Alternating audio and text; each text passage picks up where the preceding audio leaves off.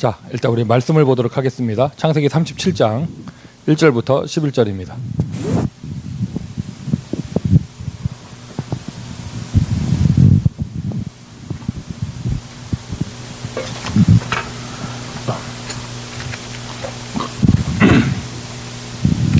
요셉의 이야기, 창세기 37장 1절부터 11절.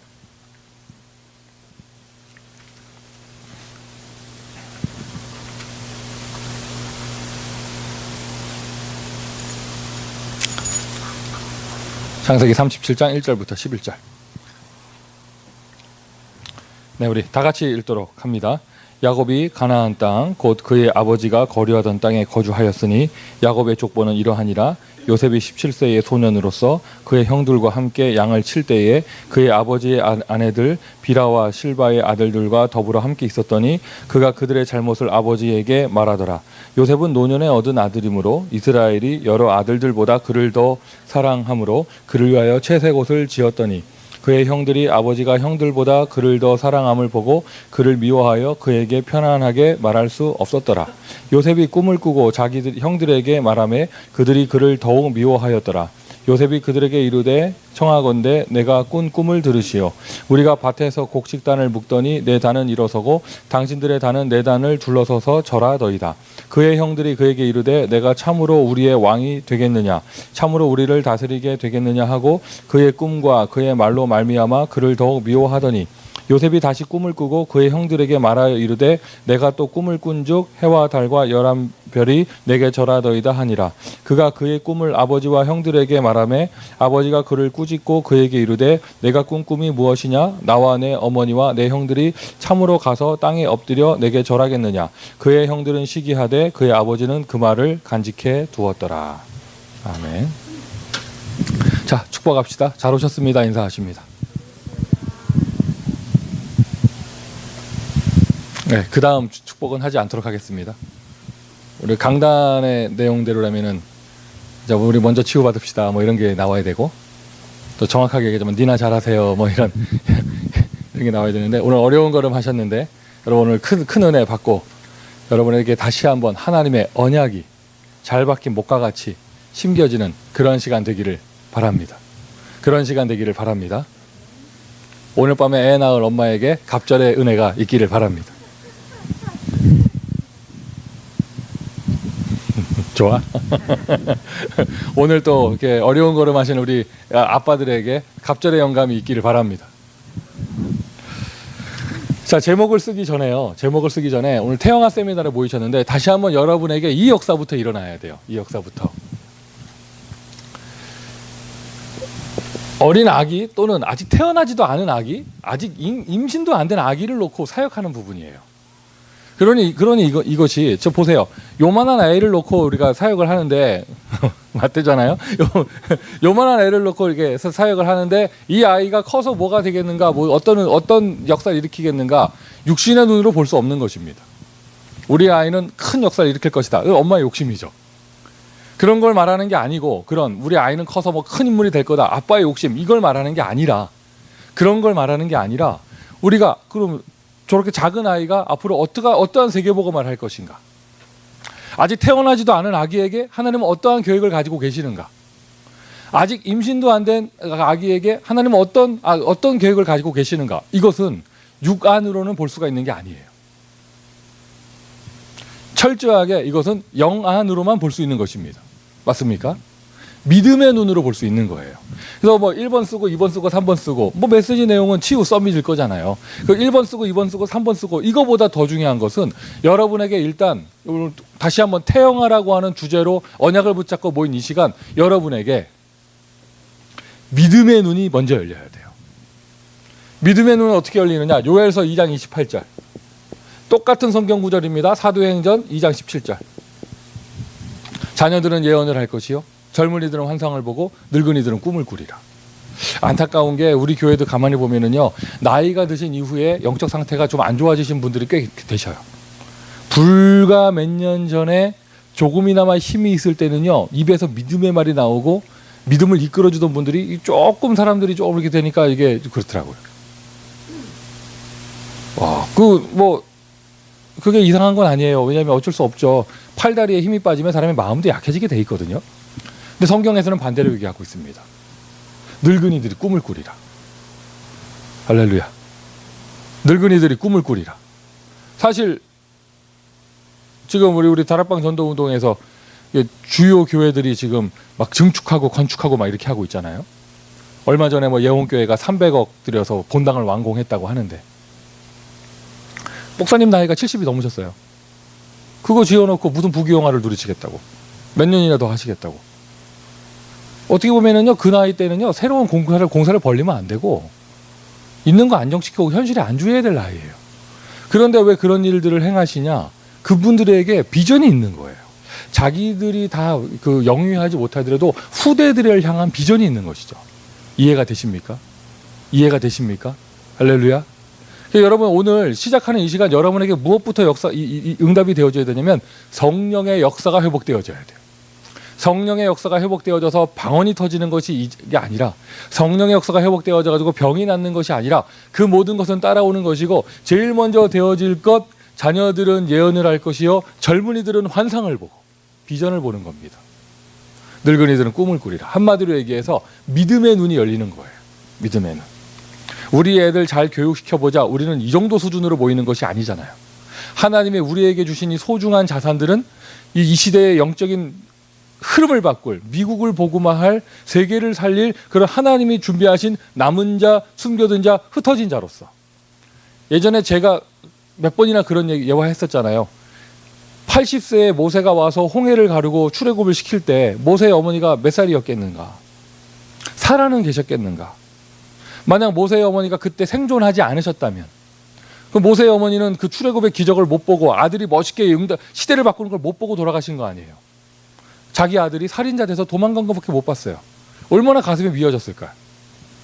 자기는 그래도 극성맞게 애 지킨다고 막 광주리에 태워가지고 보내고 막 뭐 유모로 잔입해가지고 5년 동안 4, 5년을 그냥 거기서 유모로 지내면서 막 이렇게 막 각인 뿌리 체질했는데 기껏 애는 살인자 됐고.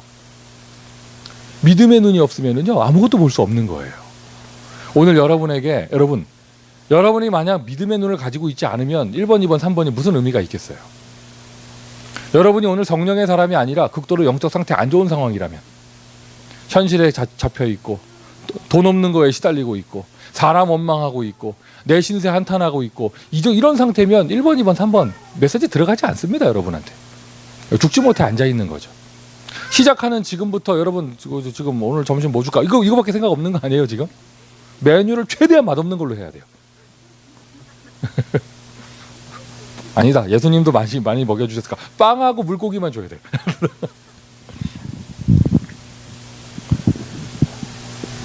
히브리서 11장 6절. 믿음은 바라는 것들의 실상이요 보는 것들의 증거니라.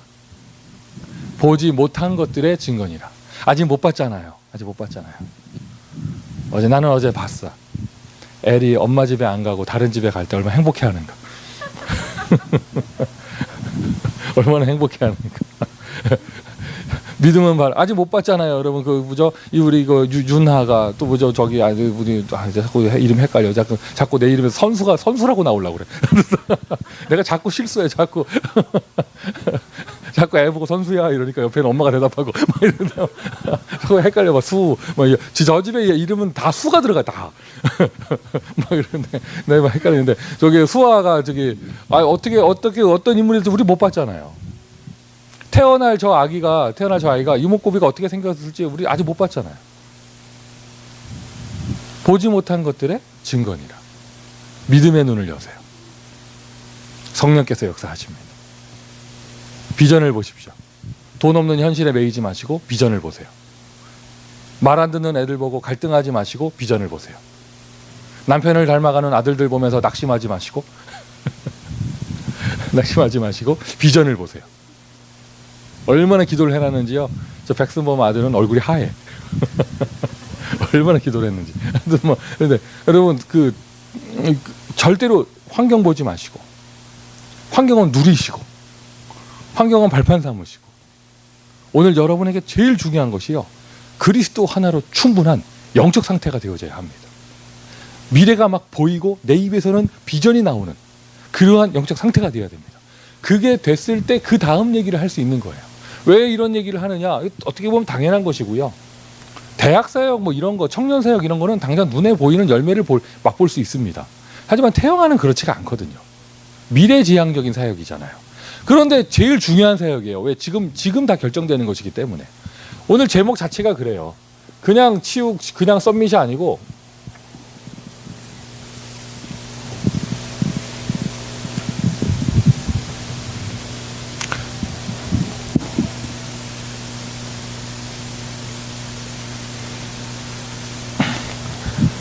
그냥 그게 아니고 237개 나라를 살릴 237개 나라를 살릴 우리 태영아, 거기에 응답될 치유사역.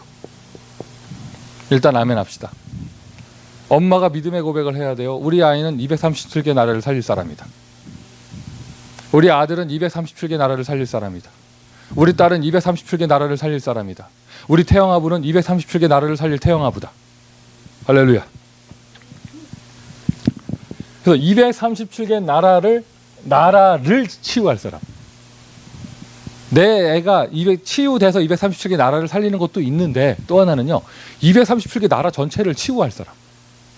그럼 그게 어떻게 되겠는가? 여러분, 올해의 단어는 이거잖아요. 치유와 썸밋이잖아요.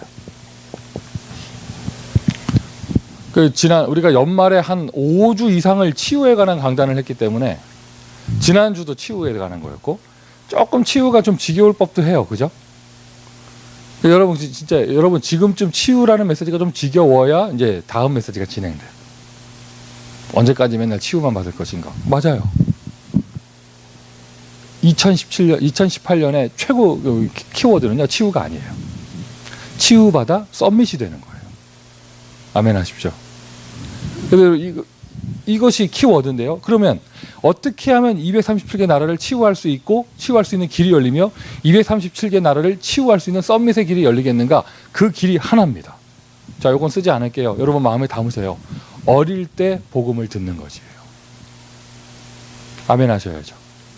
어릴 때 복음을 듣는 것이에요. 어릴 때. 237개 나라를 치유할 수 있으며 237개 치유할 수 있는 나라를 치유할 수 있는 썸밋으로 가는 길, 어릴 때 복음을 듣는 것. 뭐 요셉 시절에는 고대 시대에 민족이야 또 많았겠지만 나라가 이렇게 많지는 않았겠죠. 237개 나라. 어쨌든 요셉은 전 세계 그 시대 모든 나라를 다 치유하는 썸밋의 자리에 올라갔죠. 그 길이 무엇이냐? 어릴 때 복음을 듣는 것.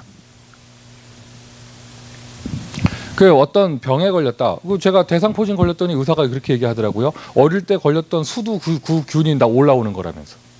나는 기억이 없는데. 내가 그때 초등학교 때 그게 한 맺혔거든요. 남들 다 걸려서 이틀씩 학교 안 나오는 수두를 왜 나는 안 걸릴까? 억울하다. 이틀 손해봤다. 개근생장 보면서 내가 뭐 한다고 이런 거 받았나? 막 이랬는데 나도 걸렸었나 봐. 의사 선생님 얘기하시더라고. 어릴 때 걸리는 게 나오는 거라고. 지금은 중년의 나이에 무슨 병이 생겼고 노년에 무슨 병이 생겼고 20대에 갑자기 무슨 병이 생겼고 아니에요. 어릴 때 이미 들어간 거예요. 어릴 때. 육신의 병도 그렇고요. 마음의 병도 그렇고요. 정신병도 그렇고요. 영적 문제도 그렇습니다. 뒤집으면 하나님께 축복받는 축복의 비밀도 어릴 때 들어가는 거예요. 어릴 때. 지금 당장 눈에 띄는 사역이 아니지만 세계복음화 응답받고 선교하는데 우리가 이 시대의 문화를 바꾸고 한 사람 살리는 응답을 받는데요. 가장 중요한 사역은 태영아 사역이에요. 변하지 않으시기를 바라고요. 자, 봅시다. 서론적으로. 태영아. 그리고 오늘 원래 메시지는 유아 유치에 관한 메시지잖아요. 똑같이 진행이 되는 것이죠. 태영아, 유아 유치. 이미 결정난 거예요. 이미 결정난 거. 참 감사한 게 우리 교회 팀이 구성돼 가지고요. 우리가 알버트의 가정 배경 대주고 교회 배경 대주자 해서 지난 주간에 보니까 그 알버트가 비교적 깔끔하고 상태가 좋았어요. 왜냐? 그 팀들이 관리를 해줘 가지고 너무 고마운 분들이죠. 제가 볼 땐 팀이 좀 더 많아져야 돼. 전문 사역이 되어져야 되니까. 하여튼 그런데 개인의 얘기를 하는 게 아니고 사실 어려운 거예요. 하루아침에 생긴 문제가 아니거든요. 맞죠? 오래된 거거든요. 오래된 거. 그 가문의 것이고. 자, 여기까지만 얘기하면 개인을 디스하는 게 되니까, 자, 이렇게 얘기해 봅시다. 그 사람 치유받기 굉장히 힘듭니다. 왜냐 찌들어 완전 뼛속까지 각인뿌리 체질이 그냥 들어가 버렸기 때문에, 거기다가 마약까지 정신약까지 딱 들어가 버렸기 때문에 여기까지 얘기하면 개인을 디스하는 게 되잖아요. 자, 이렇게 얘기해 봐요. 알보트 말고 송민규는 어때요? 송민규 좀 무슨 말이 올라오지 지금. 송민규, 알보트 얘기하지 말고 송민규는 어때요? 그리고 저도요, 이제 사실 끝난 거예요. 발작 안 하게 계속 메시지를 드러나야 되니까 하나님 보실 때 그렇게 보이니까 아예 목사로 심어놓은 거야. 24시 메시지 들으라고. 나만 그래요? 여러분 다 결정 난 겁니다. 이제 그게 언제 결정 났냐? 어릴 때. 그래도 지금 우리가 이게 비교적 요만큼이라도 쓰임 받을 수 있는 건 지금이라도 계속 메시지를 들으니까. 공감하시죠? 조금이라도 메시지를 안 들으면 원래의 모습대로 돌아가잖아요. 원래의 모습대로. 조금이라도 이상하게 내가 좀 이렇게 기도 놓치고 있으면 원래의 모습대로 돌아가잖아요. 그래서 이 모든 게 어릴 때 결정이 되는 것이거든요. 정신병 시대다. 어떤 누가 사고를 쳤다. 그 병도요. 정신의 병이든지 쓸게요. 정신의 병이든지 육신의 병이든지 마음의 병이든지 영혼의 병이든지 간에 이 모든 것이 이미 어릴 때 결정된 것이다. 어릴 때.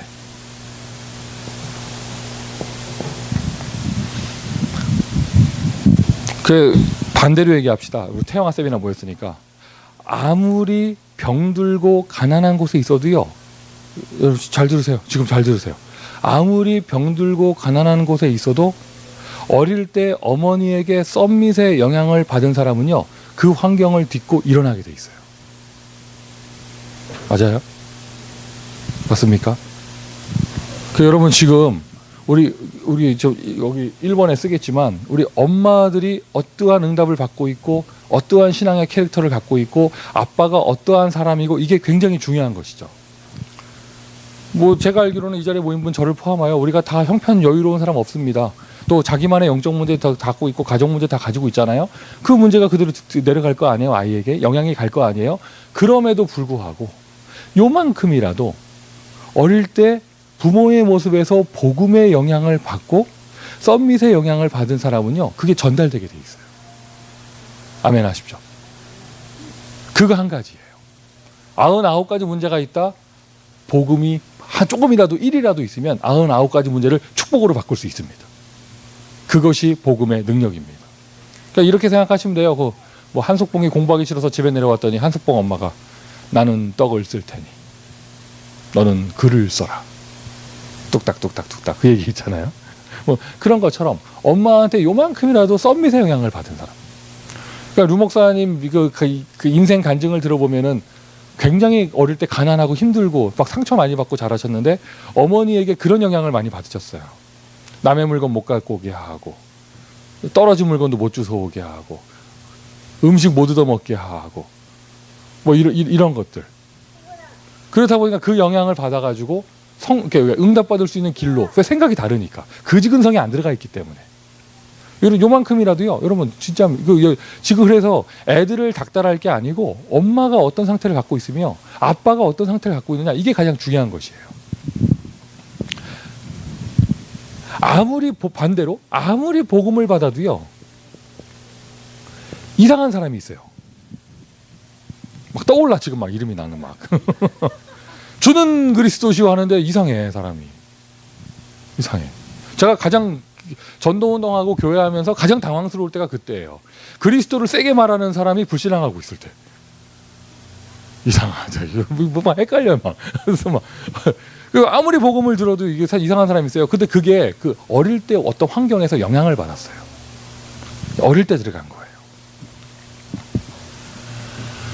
그래가지고 뭐 여기 지금 뭐 경험이 있으신 분들도 계시겠지만 요즘에요 뭐 유치원에서 애들 때리고 이렇게 괴롭히고 뭐 이런 얘기 하잖아요. 물론 뭐 이렇게 잔인하게 가학하고 학대하고 이러는 거는 절대로 안 되고 뭐 이렇죠. 근데 실제로 요즘 시대에 유치원 교사들 굉장히 시달려요. 얼마 전에 그 RUTC 거기 TV에서 누굽니까 그 외관에 있는 사모님 이름 뭐예요? 박우영 사모님이 그 메시지 하시는데 얘기하더라고요. 자기가 어린 사역만 좀 30년을 하는데 20년, 30년, 40년을 하는데 이상하게 점점 더 힘들어진다는 거예요. 그래서 자기가 나이를 들어가서 힘든 줄 알았대 처음에는. 근데 가만히 보니까 그게 아니라 애들 상태가 옛날 같지가 않다는 거예요. 이미 유치원에 아이들이 한 20명 모여 있잖아요. 완전 이상한 정신 이상한 애들 한 명씩 꼭 있어요. 엄마가 데리러 오고 딱 보면 아, 이거 답이 나죠. 그렇구나. 답이 나죠. 또 우리 애들 키우는 입장에서는 그렇죠. 유치원에 보내잖아요. 선생 중에 이상한 사람 하나씩 꼭 있습니다. 시대가 그런 시대가 돼버렸어요. 정신병 시대. 그래서 요 단어를 기억하셔야 돼요. 이런 이상한 환경이 있다 할지라도 안 좋은 것도 영향이 가지만 어릴 때 조금이라도 복음의 힘을 얻고 그 생각과 마음과 영혼 속에 복음의 영향이 들어가면 그 아이는 99가지의 이상한 환경을 바꿀 수 있어요. 여러분의 자녀가 그런 아이들이 되어져야 합니다. 이상한 교회당도 변화시킬 수 있는 아이들, 동네를 바꿀 수 있는 아이들. 아예 이 정도뿐만이 아니고요. 뭐 조금 병들고 환경이 이상하고 이 정도뿐만이 아니라 아예 그냥 심각한 영적 문제.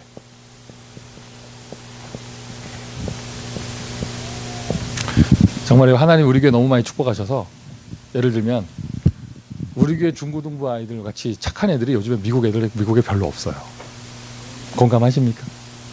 애들이 좀 이렇게 뭐 대단한 사명자가 아닌 것처럼 보여서 그렇지 진짜예요.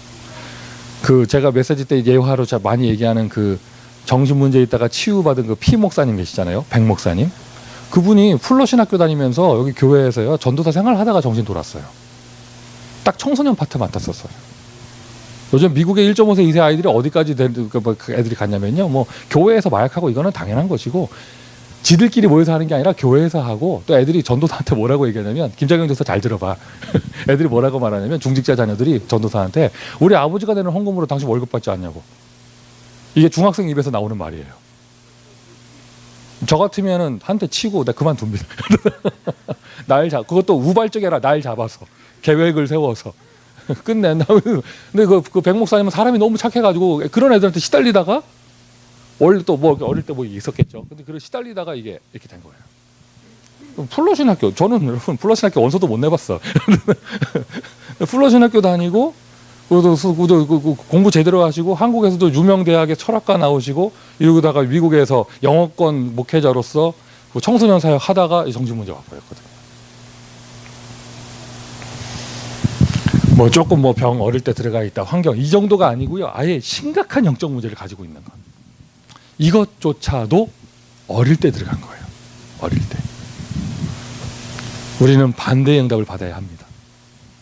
어릴 때 복음을 넣는 응답. 다 같이 아멘 합시다. 어릴 때 복음을 넣는 응답.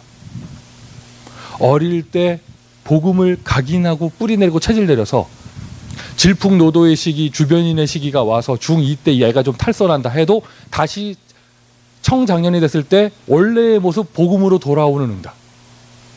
이런 응답을 받을 수 있어야겠죠. 맞아요? 그러니까 여러분 여기까지만 메시지 들으셔도 이미 오늘 우리 승리한 거예요. 혹시 요즘에 조금 초심이 없어지고 느슨해진 마음이 있는 사역자나 부모가 있다면 다시 한번 마음 추스리세요. 목사가 다독여서 추스려질 수 있는 게 아닙니다. 오늘 이 자리를 통하여 성령께서 여러분에게 감동하시기를 바랍니다.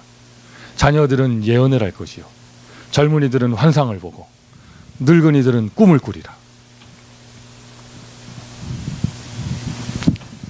어릴 때 병든 것이 차곡차곡 쌓여서 어느 날 드러나게 됩니다. 본인도 죽도록 고생하고 가족도 고생시키죠. 반대로 어릴 때 복음이 차곡차곡 들어간 것은요 어느 날 응답으로 나타나게 돼 있어요. 여러분 많은 사역자들이 목사 평신도 할 거 없이 우리 사역자들이 목사는 하나님께 대단한 능력, 내가 대단한 스펙을 쌓고 능력을 쌓아서 교회한다고 생각을 하거나 중직자들은 내가 돈을 많이 벌고 세상에서 성공해서 주님을 위해서 헌신한다고 생각하고 이렇게 생각하잖아요. 아니라니까요, 그게. 마가다락방에 임한 성령의 능력은 그것과 비교되지 않습니다. 태영아 사역도 다른 걸로 하는 것이 아니고 육아도 다른 걸로 하는 것이 아니에요. 오순절날이 이미 이름에 불과 같은 바람과 같은 성령의 역사, 그게 일어났더니 자녀들은 예언을 할 것이요 젊은이들은 환상을 보고 늙은이들은 꿈을 꾸리라. 우리의 모델이 되는 7명의 렘넌트를 보십시오. 다 이거 있었어요. 다 이거. 본인에게 있던지 가족 중에 있던지 세상에서 이상한 사람 만났던지 심각하게 귀신 들린 사람 만났던지 이상한 사람 만났던지 뭐 이런 일들이 있었잖아요. 그런데 그 사람들에게 어릴 때 들어간 복음의 힘이 있었기 때문에 그 사람들은 사람 살리고 환경 바꾸고 병을 발판 삼아서 오히려 237개 나라를 살리는 썸밋의 축복 속으로 들어갔습니다. 성경이 거짓말이 아닌 것을 제가 분명하게 믿기 때문에 우리에게 언약과 모델로 이 말씀을 주신 분이 전능하신 하나님이 분명히 맞기 때문에 하나님은 똑같은 응답을 이 시대의 로마인 미국에서 우리에게 21세기에 허락하실 것입니다. 미국 복음화는요 태영아 사역으로 하는 것이고 미국 복음화는요 육아 유치 사역으로 하는 것이에요. 자, 기도 제목 붙잡으셔야 합니다. 그러면서 2018년에는 치유 썸밋이 키워드이기 때문에요. 이거예요. 충분히 공감을 하셨다면 여러분의 각자 파트에서 꼭 적용해서 응답 받으세요. 부모 치유 훈련. 애들 고만 괴롭히고 부모 치유 훈련. 애들 문제 내 문제, 애들 문제 엄마 문제 뭐 이거잖아요. 부모 치유 훈련.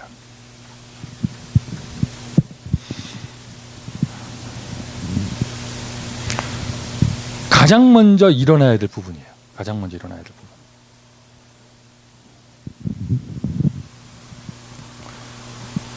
지난주에도 토요일날 그 알버트 형제가 주차장에서 자더라고요. 일요일 아침에 왔더니 주차장에서 잠 모습 그대로. 내가 아침 7시쯤 교회 왔는데 7시에 여기 주차장에 앉아가지고 이렇게 말아가지고 딱 피는 그 장면을 내가 그대로 봤어. 이거 말아서 피는 거는 정상적인 담배가 아니잖아.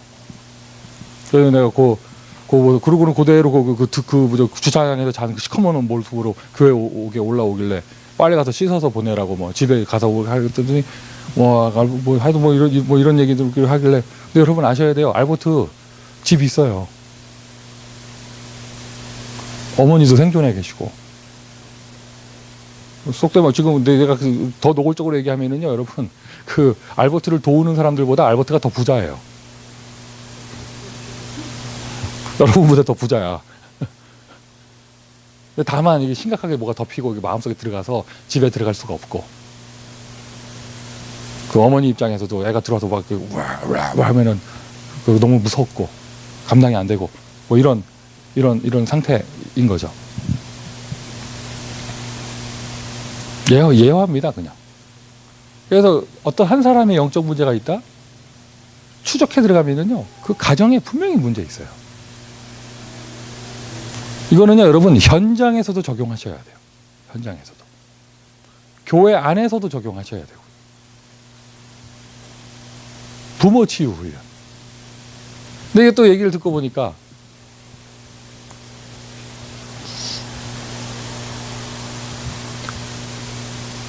모든 교회 모든 사역자들이 다 똑같이 얘기해요. 알고 있기 때문에 메시지가 나왔기 때문에 부모 치유 훈련 스케줄 잡으면요 부모들이 아무도 안 온대.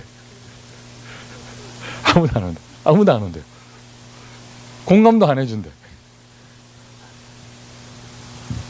그런데 그 얘기를 내가 보면서 유목사님 메시지를 딱 보니까 유목사님 그 얘기를 딱 하시는 거예요. 부모 치유 훈련이라고 해봐라 아무도 안 온다 이 얘기를 딱 하시는 거예요. 그래서 부모 치유 훈련이라고 이름 붙이면 안 되고 부모 단어 바꿔서 힐링 스쿨 이런 거. 그 말인데. 아니면 있잖아요.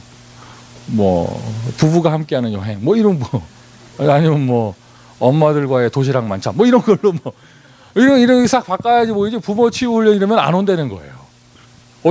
한 두 번 세 번 광고하면 화낸대. 세 번 광고하면 화낸대요. 뭐라고 하느냐. 내가 왜 거기 가야 되냐면서 화낸다는 거예요.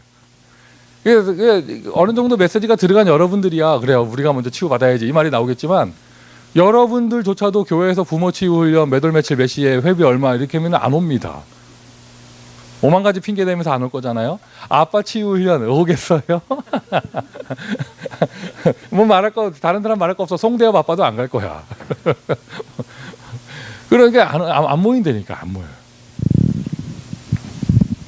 일단 메시지부터 받고요.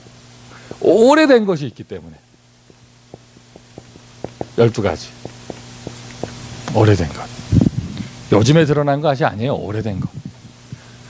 그리고 그 가문만의 문제가 있고, 가문만의 문제 절대 무시할 수 없죠. 그것이 가정의 문화로 딱 영적인 흐름으로 자리 잡혀 있으니까요. 부모 훈련 받으러, 부모 치유 훈련 받으러 오라면 옵니까? 안 옵니다.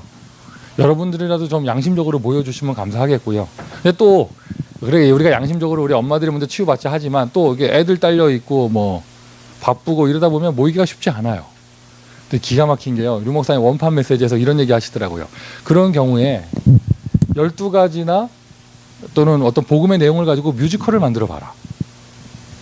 그리고 교회에서 같이 본다면, 엄마하고 애들하고 같이 본다면, 그러니까 무슨 뭐 치유 훈련이라고 해가지고 꼭 호텔 잡아가지고 1박 2일 해야 되고 이게 아니고, 그러니까 그런 자리를 만들어 주면 그것만으로도 부모 치유가 된다는 거예요. 그걸 내가 딱 볼 때 지난번에 우리 크리스마스 때 우리가 연극했던 거, 아마 그 엄마 역할 했던 그 여학생의 엄마는 보면서 굉장히 치유받았을 것 같아요. 누구라고 말할 수 없어요. 제가 처음부터 끝까지 안 봤기 때문에. 그 아빠 역할 했던 그 남자 아이의 그 대사 하나하나 치는 거는요, 그 보통 그거 외워서 나오는 게 아닙니다. 그거는. 내가 아는데 그거 외워서 나오는 게 아니에요. 그리고 그 한마디, 그 기가 막힌 말이죠. 복음으로 부부가 회복되어 애가 생겼다. 뭐 니네가 밥 차려 먹어라. 이게 그 남자의 그 대사가 그게 외워서 나오는 게 아니라니까. 그거를 다 같이 보고 있는 그 교인들 가슴 속에요. 그게 그때 막 힐링의 역사가 일어나는 거예요. 이런 자리를 유 목사님이 자연스럽게 만들으라는 거죠. 할렐루야. 일단은 어떠한 프로그램을 어떻게 돌리느냐 이걸 떠나서 부모가 먼저 치유받아야 된다. 이것만 여러분이 공감하고 메시지를 마음에 담고 있어도 그 다음 일은 하나님이 하시는 거예요.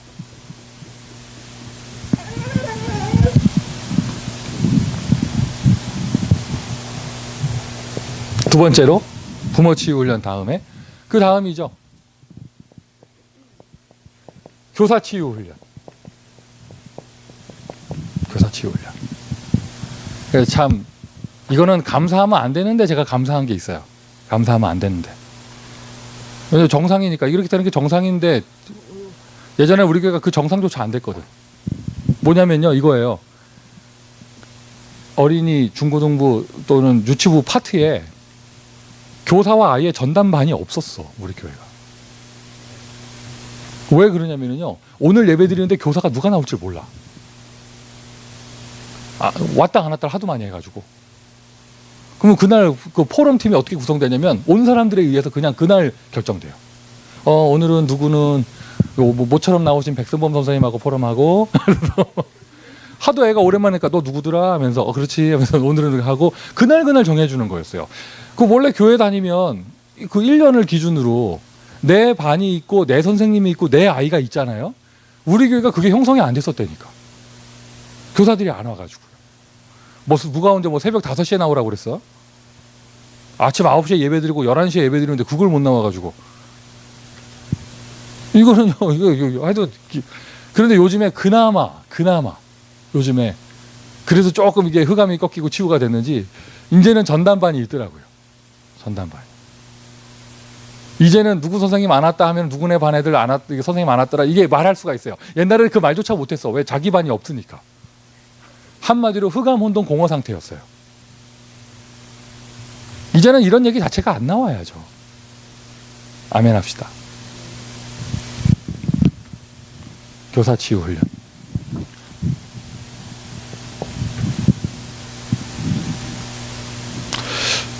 양심적으로 잘 나오고 안 나오고를 떠나서 잘하는 사람들도요, 양심적으로 교사들도 영적 문제가 있잖아요.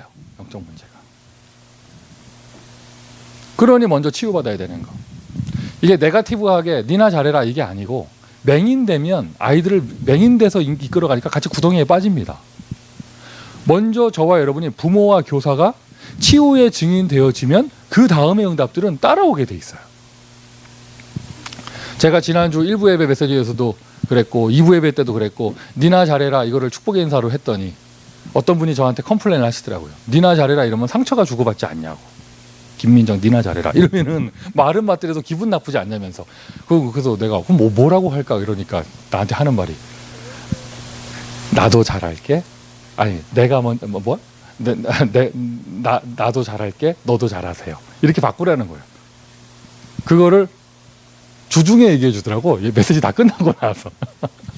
그래 역시 저도 똑같이 얘기해서 니나 잘해라 얘기했는데 자 우리 한번 해봅시다. 제일 가까이 계신 분하고 하세요. 나도 잘할게. 너도 잘하세요. 해보세요.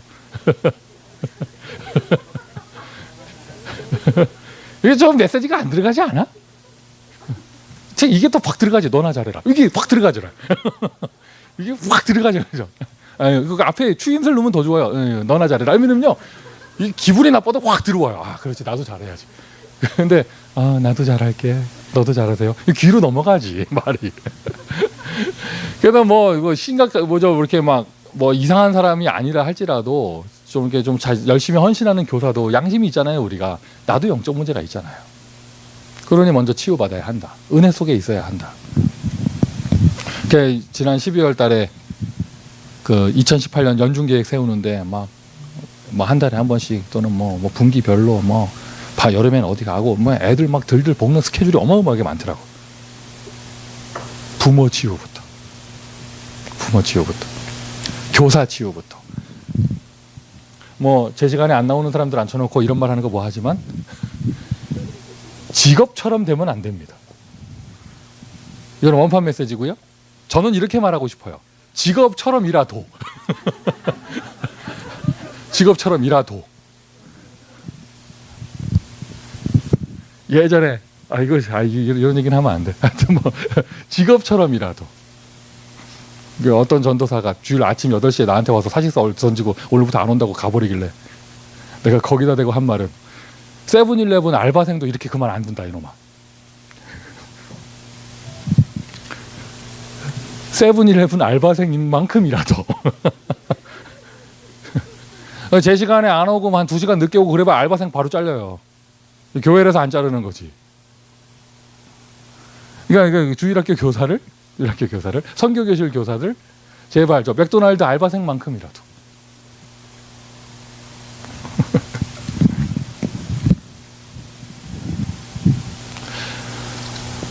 여러분이 조금만 응답받는다면 가정의 배경이 없는 아이들을 여러분이 부모 역할을 해줄 수 있는 거잖아요. 부모 역할을 여기까지 응답받을 수 있으셔야죠. 여기까지. 자 그러면서 세 번째로 이거 마음에 담으시고요. 마음에 담으시고 가정에서 못하는 것을 대신해 줄 수 있는 절호의 찬스입니다. 절호의 찬스. 이거는 중고등부까지도 마찬가지죠. 유아 유치 렘넌트가 가지고 있는 기회.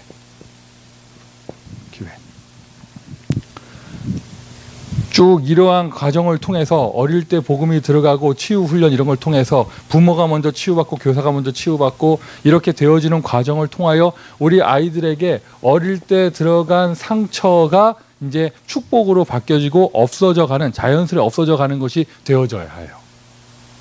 되어져야 합니다. 사실 중고등부 대학만 해도 늦어요.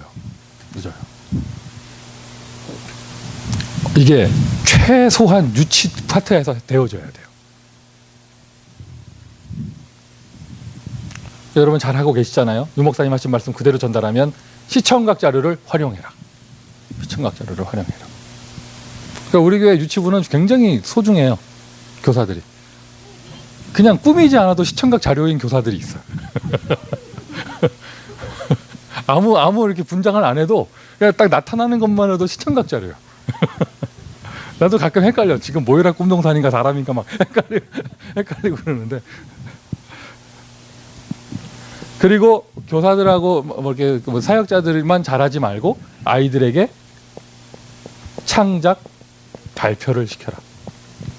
그러니까 지난번에 우리가 시도한 어린이 뮤지컬 그 연극은요. 그 이제 한 걸음 뛴 거예요. 아이들을 무대에 올리고 연습하고 얼마나 감사합니까? 이 복음으로 하다 보니까 연기가 안 되고 좀 이렇게 집중력이 없는 아이들도 뒤에 다 이렇게 막 마귀 1, 2 뭐 하여튼 뭐 또 뭐죠 천사 1, 2, 3 뭐 이런 걸로 다 뭐 학교 친구들 1, 2, 3 이런 걸 다 출연시켜 가지고요. 아이들 창작 발표시켜라. 이렇게 여러분이 조금만 헌신하게 되어지면 결론적으로 오늘 1강의 주요 인물은 모델은 요셉입니다.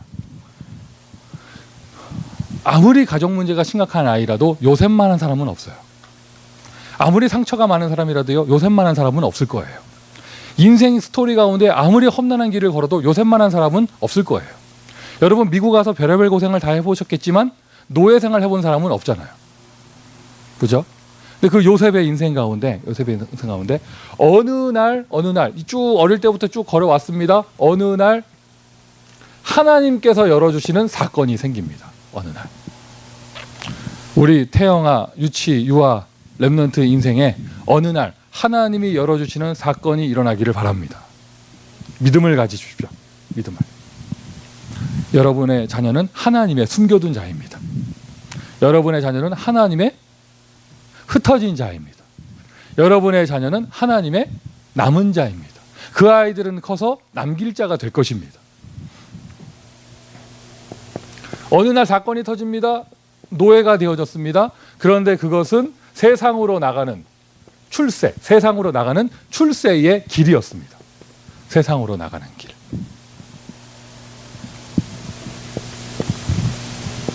어느 날 감옥에 들어가게 되어졌습니다. 본격적으로 응답받기 위한 문이 열리는 시간이었습니다.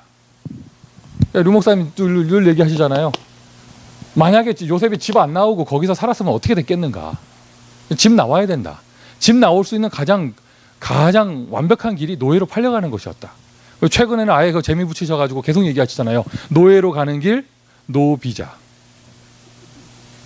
노예로 가는 길, 노 티켓팅.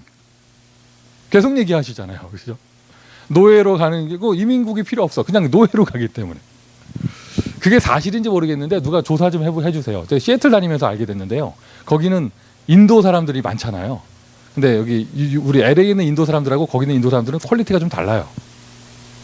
거기서는 그냥 이웃에 살지만 저 인도 고국으로 들어가면 다 무슨 왕자 출신이고 다 막 뭐 왕비고 이래요. 그래서 미국 비자 중에 그런 게 있대. 그런 아시아나 아프리카의 왕족들이 미국으로 이민 올 때요.